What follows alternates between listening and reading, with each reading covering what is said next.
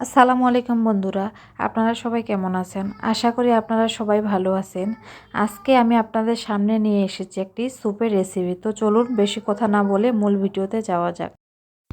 প্রথমে আমি একটা কড়াই বসিয়েছি। এরপরে সামান্য রান্নার তেল দিয়ে রসুন কুচি, আদা কুচি, একটু বাদামি হওয়ার পর পেঁয়াজ কুচি দিয়ে বাদামি করে নেব। এরপরে টমেটো কুচি দিয়ে সেদ্ধ করে নেব। এরপরে টমেটোগুলো ভালো করে কষিয়ে নেব। কষিয়ে নেওয়ার পরে পরিমাণ মতো পানি দেব।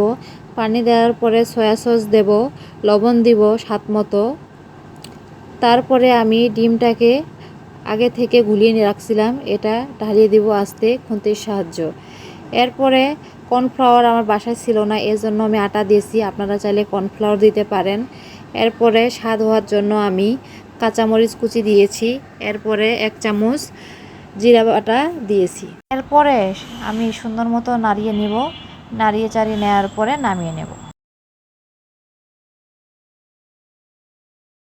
তো বন্ধুরা দেখতে পাচ্ছেন এখানে আমার স্যুপ রেডি। আপনারা চাইলে এইভাবে বাসায় ট্রাই করতে পারেন। তো আমার ভিডিওটা যদি আপনাদের কাছে ভালো লেগে থাকে লাইক করবেন, কমেন্ট করবেন, চ্যানেলটিকে সাবস্ক্রাইব করবেন এবং কমেন্টে জানাবেন আপনারা পরবর্তী কী কী রেসিপি দেখতে চান। আল্লাহ হাফেজ।